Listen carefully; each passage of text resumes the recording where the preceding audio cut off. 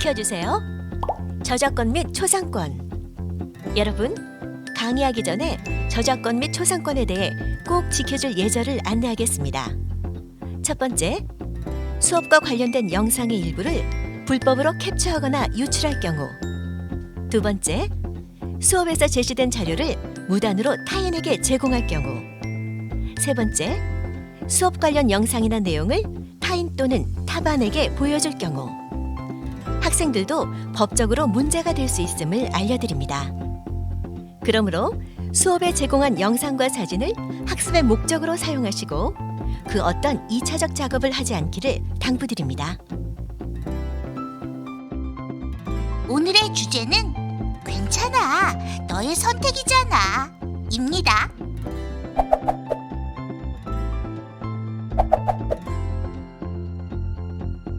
선생님, 저는 왜 무언가를 골라야 할 때 아무거나 너가 선택해 라는 말을 달고 살고 있을까요? 왜 선택하는 것이 어려울까요? 친구들은 잘 선택하는 것 같은데 저한테 뭔가 문제가 있는 걸까요? 진이야, 걱정하지 마. 선생님도 뭔가를 선택할 때 쉽게 하지 못하는 경우가 많고 대부분의 사람들도 선택의 순간에 망설이는 경향이 있어. 햄릿 증후군이라는 말을 들어본 적이 있니? 세익스피어 작품 햄릿이요?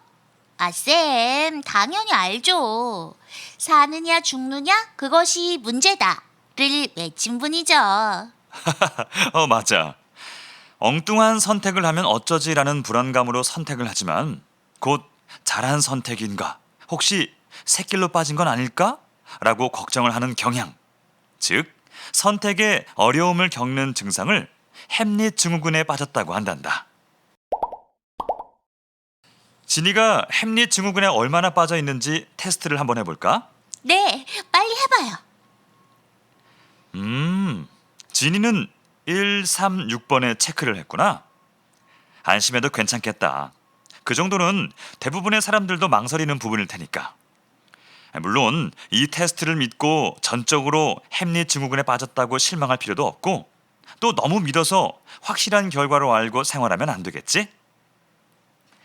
이제부터는 사람들이 어떻게 의사결정을 하고 점검하며 실천해 나아가는지 한번 알아볼까? 네, 선생님.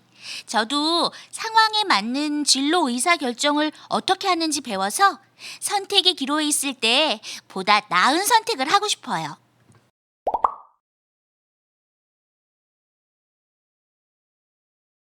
진이야, 드라마 도깨비와 영화 알라딘을 본 적이 있니? 쌤, 드라마 도깨비는 잘 모르겠고 영화 알라딘은 참 재밌게 봤어요. 그래. 알라딘 영화를 보면서 어떤 점이 재미있었니? 제가 알라딘 입장이라면 소원 세계로 어떤 것을 이루어달라고 이야기했을까 생각했는데 가지고 싶은 것, 이루고 싶은 것이 너무 많았어요. 막상 어떤 것을 골라야 할지 잘 모르겠더라고요. 세계의 소원으로 좁히려면 많은 시간이 필요할 것 같아요. 그렇구나. 선생님도 그런 것 같은데. 드라마 도깨비에 샌드위치와 소년 이야기라는 에피소드가 있는데 도깨비가 알라딘의 진이라고 생각하면 될 것 같아.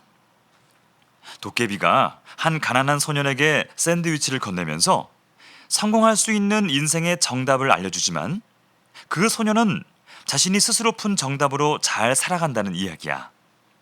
나중에 죽어서 도깨비를 만났을 때 도깨비는 너의 삶은 너의 선택만이 정답이다. 그대의 삶은 그대 스스로 바꾼 것이다. 그러한 이유로 그대의 삶을 항상 응원했다라는 내용이야.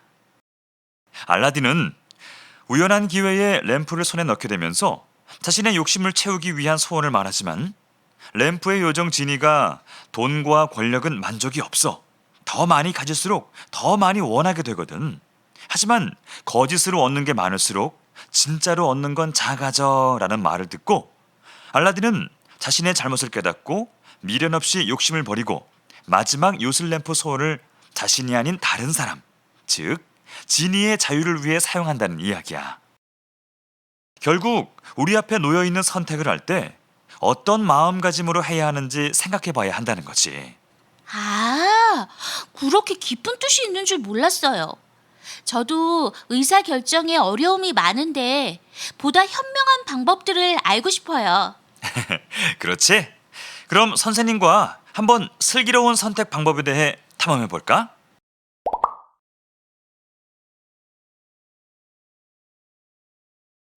자, 이번 시간에 지니가 알았으면 하는 학습 목표는 첫 번째, 계획된 우연 이론을 이해할 수 있다.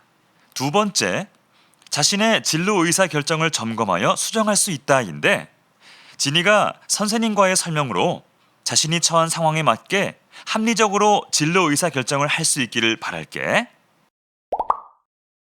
심리학자인 존 크럼볼츠 교수는 1999년 우연한 사건들이 개인의 진로 설정에 상당히 중요한 역할을 한다고 하는 이론을 발표했습니다. 우연히 만나는 사람, 사건, 지식 등이 진로 선택에 실질적인 영향을 준다는 것인데, 이렇게 살면서 마주치게 되는 우연 중 자신의 노력에 따라 긍정적으로 작용하는 경우를 계획된 우연이라고 합니다. 한 사람의 진로 발달 과정에서 예기치 않은 사건들이 만드는 긍정적이거나 부정적인 결과를 간과해서는 안 됩니다.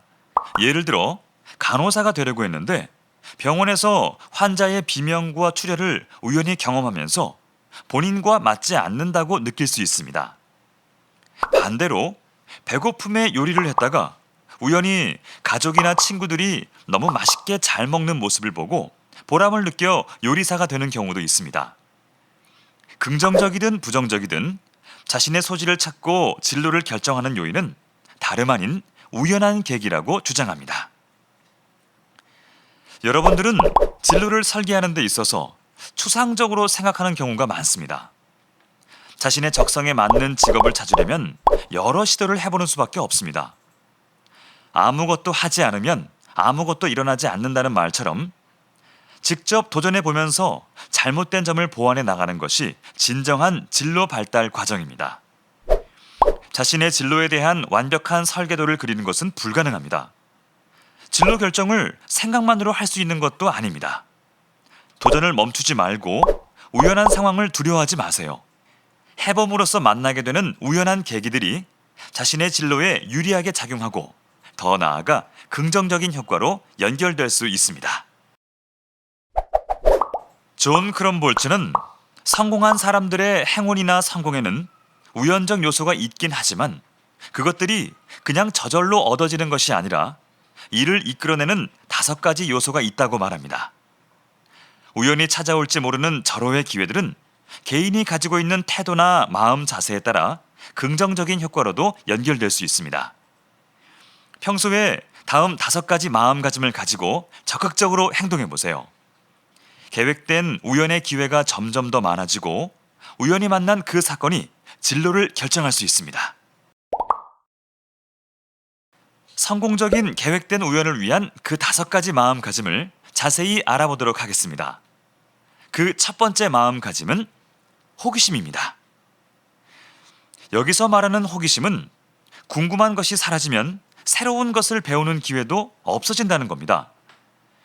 매사에 궁금증을 가지고 새로운 것을 배우고 익히며 살아가도록 노력해야 한다는 뜻이기도 합니다. 항상 왜 그럴까? 어떻게 하면 좋을까? 의문을 가지며 원인과 결과에 대해 생각해보고 무엇을 하면 좋을지에 대한 물음에 실천할 수 있는 행동이 필요합니다. 두 번째 마음가짐은 낙관성입니다. 낙관성이란 모든 일에는 의미가 있으므로 마주치는 기회를 긍정적으로 해석해야 한다는 것입니다. 지난 시간에 로이가 진로 장벽을 성공적으로 극복할 수 있었던 것은 자신의 진로 장벽을 부정적으로 보기보다는 긍정적으로 바라보는 태도를 가졌기 때문입니다. 좋은 일이든 나쁜 일이든 자신에게 벌어진 일들을 보다 긍정적으로 대하는 자세가 필요합니다. 살다 보면 여러 가지 많은 일들을 겪게 되는데 자신에게 일어나는 모든 일은 그 나름대로의 의미가 있다고 받아들이는 태도가 중요하며 위기가 기회임을 되새기면서 좋은 의미를 부여하려고 노력하는 태도가 필요합니다. 세 번째 마음가짐은 인생에서 발생한 일을 단순한 우연이 아니라 계획된 우연으로 만들기 위해 그 일에 애정과 관심을 가지고 노력을 지속해 나가려는 태도입니다. 보통은 새로운 일을 하는 것에 호기심으로 시작하지만 매번 작심삼일이 되는 사람들이 있습니다. 여러 가지 진로 의사 결정을 해야 하는 선택의 기로에 있게 될 경우 자신이 한 선택을 끈기 있게 밀고 나가는 힘이 필요합니다. 친구들도 미래에 이런저런 진로를 계획하고 있다면 힘을 내서 단기 계획, 중장기 계획을 수립하여 실천하면서 꾸준히 밀고 나가려는 노력이 필요합니다. 네 번째 마음가짐은 자신을 행복하게 만드는 우연은 세상을 바라보는 나 자신의 자세와 태도가 상황을 인식하는 것인 만큼 마주치는 모든 사건에 융통성 있게 대처하려는 노력이 필요합니다. 끈기와 융통성이란 말이 상반되는 요소라고 생각할 수 있지만 끈기 있게 밀고 나아가야 할 때가 있고 삶의 변화에 따라 융통성 있게 대처해야 할 때도 있다는 뜻이며 그 기준은 사람마다, 상황마다, 시기마다 다 다를 수가 있습니다. 고정관념을 버리면 생각지 못한 기회를 만날 수도 있습니다.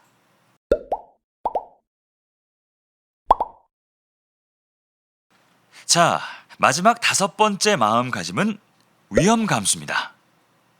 보통은 안전한 길만 걷고 싶어 하지만 이 세상엔 안전한 것은 그 어느 것도 없다고 볼 수 있습니다. 위험을 감수한다는 건 불속을 뛰어들라는 이야기가 아니라 실패가 두려워 아무런 도전을 하지 않는 것을 의미합니다.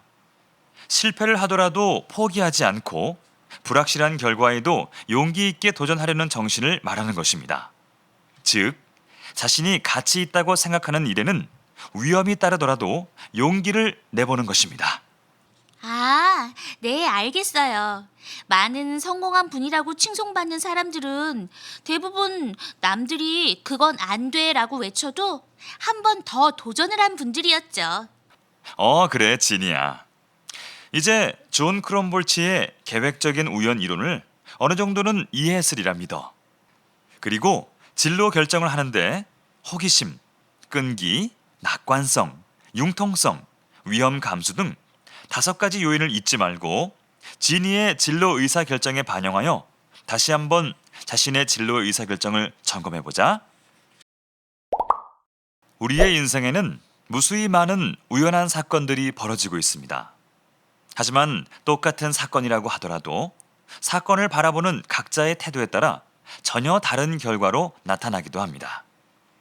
누군가는 그로 인해 성공하고 누군가는 실패합니다. 진로 결정 또한 마찬가지입니다. 진로 결정에는 자신의 지능, 성격, 적성, 환경, 능력, 흥미 등 여러 중요한 요인들이 있지만 우연한 사건으로 인해 자신의 진로를 발견하고 그 길로 가게 되는 경우도 많이 있습니다. 다만 이 모든 우연적 사건들이 누구에게나 긍정적 효과로 연결되는 것은 아니고 개인이 가지고 있는 태도나 마음 자세에 따라 직업으로 이어지기도 합니다. 가난한 연극 배우 부부의 아들로 태어나 월급 12달러를 받는 평범한 영어 교사였던 마위는 20대 후반에 영어 교사를 그만두고 하이버라는 통역 회사를 차렸습니다. 하지만 회사는 일거리가 없어 사실상 개점 휴업이었으며 일이 있어도 하루 벌어 하루 먹고 살기에도 힘든 수준이었습니다.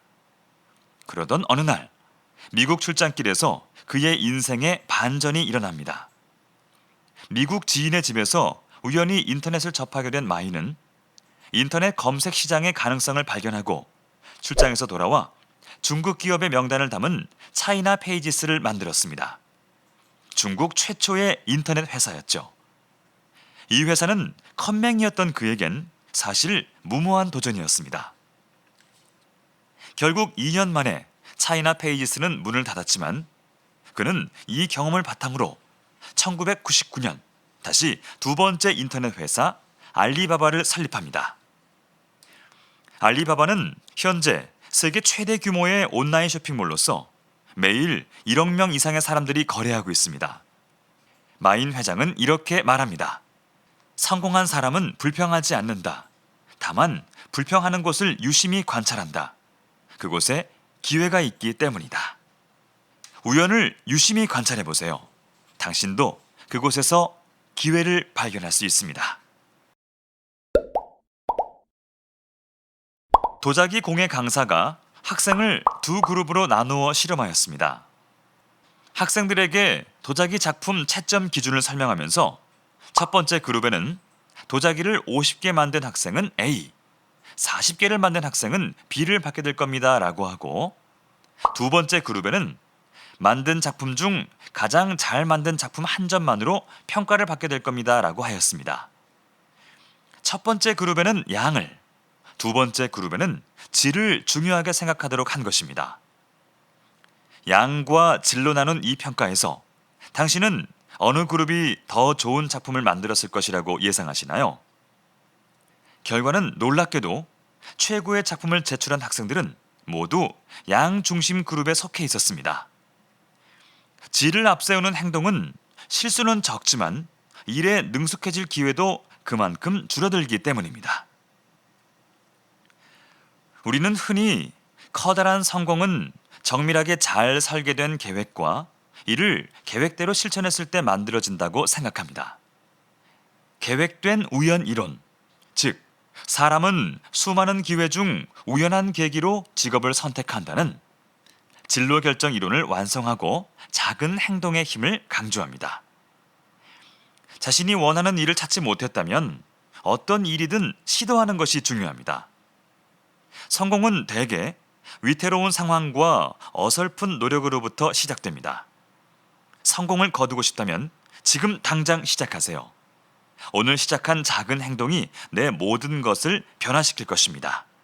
날마다 조금씩 행동을 하면 지속적인 발전으로 에너지가 넘치게 되고 당신 자신을 중요한 문제에 집중시킬 수 있습니다. 그럼 이제는 지니가 진로 의사 결정을 계획된 우연 이론에 적용하여 점검해 볼게요. 저는 TV를 보다가 보이스피싱을 당해 많은 피해를 본 사람들의 이야기를 듣고 어떻게 저런 일이 생기지? 개인의 정보를 보호할 방법은 없는 걸까? 라는 의문이 생겼어요. 그래서 개인정보 보호에 대한 정보를 찾다가 정보보호 전문가라는 직업에 호기심이 생겨서 진로를 결정하게 되었어요. 저는 컴퓨터도 잘 다루고 학교생들이 컴퓨터에 이상이 생기면 언제든지 달려가서 고쳐드리는 활동을 많이 했지만 아직 정보보호 전문가에게 필요한 분석적 사고와 최신 트래킹 기법 등 너무 부족한 부분이 많아서 저의 꿈을 정말 이룰 수 있을까 걱정이 많았답니다. 선생님께서 저에게 늘 말씀해 주시는 지니는 언제나 긍정 비타민이라는 말을 잊지 않고 순간순간 어려움이 있지만 그래도 조금씩 나아가다 보면 저의 능력치도 힘을 발휘할 수 있을 거라고 믿고 있습니다. 사실 저의 강력한 적은 작심삼일이에요. 컴퓨터 언어를 잘 공부하다가도 너무 어려워서 안 하게 되고 컴퓨터도 꼴도 보기 싫을 때도 있어요. 이런 마음이 들 때는 진로를 좀 더 쉬운 것으로 바꾸어야 하나 고민이 되기도 하고요. 항상 자신이 하려고 하는 일이 왜 가장 힘들게 느껴지는 걸까요? 끈기란 목표를 세웠으면 죽을 때까지 최선을 다해야 한다는 것으로 오해하면 안 되지만 자신의 진로 의사 결정을 믿고 쭉 밀고 나가면서 장벽을 만났을 때 할 수 있다, 한 번 더를 외치며 극복한 로이를 통해 배웠으니까 저도 지금까지 잘해오고 있고 이제는 목표를 세우고 잘 실천하고 있어요. 해커들의 능력은 나날이 발전되고 있고 정교해지고 있는데 융통성 없이 과거, 현재의 기술로 대응하려고만 하면 안 되겠죠? 정보가 더 안전하게 보호될 수 있도록 동료들과 토론도 하고 토의도 하면서 자신의 고집을 피우는 것이 아니라 여러 사람들의 말을 경청하여 더 좋은 기술과 정보를 세상 사람들에게 제공해야 한다고 생각해요. 정보보호 전문가는 정보보호 정책을 세우거나 피해가 발생했을 때 새롭고 독특한 방식으로 문제를 해결하는 능력이 중요하다고 할 수 있어요. 그리고 변경할 수 없는 결정은 없다는 것을 명심하고 다양한 대안들을 생각하여 그 대안들 중에서 팀원들과 협의해서 좋은 대안을 찾아가야겠지요? 정보보호 전문가로서 위험을 감수해야 하는 상황이 많을 것 같아요. 주로 인터넷 보안업체나 컴퓨터 바이러스 백신 제조업체, 대기업 등에서 일을 하는 경우가 많은데 중요한 정보를 다루는 직업이니만큼 정보 보호에 대한 지식은 물론 경제와 산업에 대한 거시적 안목과 책임감 및 도덕심이 필요하다고 생각해요. 해커들의 공격을 받기 전에 미리미리 예방 조치를 하는 것과 해커들의 불순한 의도를 차단해야 하니까 늘 긴장해야 할 것도 같아요. 곳곳에 많은 위험 요소가 있지만 중요한 정보를 지켜냈을 때 검은 유혹도를 떨치고 사람들의 소중한 정보가 보호되었을 때 보람도 느끼고 만족감도 가지게 된다고 생각합니다. 그리고 모든 문제 해결을 위한 결정에는 위협과 도전이 포함되어 있다고 생각합니다. 그런 점의 매력을 느껴서 제가 정보보호 전문가가 되려는 이유입니다. 여러분도 지니처럼 자신의 진로 의사 결정을 점검해 봅시다. 지니의 방법 이외에 지금까지 여러분이 세운 진로 계획을 자신의 상황에 맞게 다시 한번 점검해 봅시다. 존 크롬볼치의 계획된 우연 이론으로 지니의 진로 의사 결정을 점검하는 시간이 참 의미 있는 일이었어. 네, 선생님. 처음에는 생소하게 느껴졌지만 가슴 뛰는 저의 꿈을 만나 진로 결정을 잘할 수 있었어요. 앞으로도 중요한 선택을 할 때 5가지 마음가짐을 가지고 합리적으로 결정할 수 있도록 노력하려고요. 그래, 지니야. 앞으로도 선택의 순간들이 찾아올 텐데 그때마다 준비된 자만이 좋은 의사 결정을 할 수 있다는 것을 기억하길 바란다. 이상으로 괜찮아. 너의 선택이잖아. 수업을 마치겠습니다.